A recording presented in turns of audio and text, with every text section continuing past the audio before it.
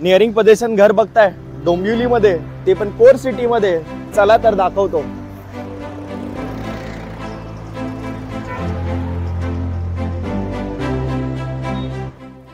G+20 स्टोरेजचं हे building आहे.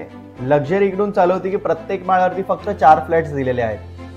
सो या आता बघूयात लक्झरी 2 BHKचा सॅम्पल फ्लॅट. स्पेशियस हॉल दिलेला आहे इकडे. याच्यामध्ये तुम्हाला बाल्कनी पण भेटते.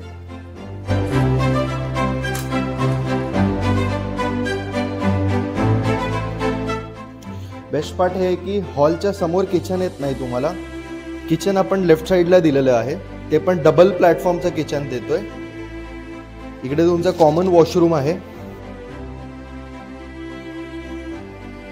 हा तुमचा कॉमन बेडरूम.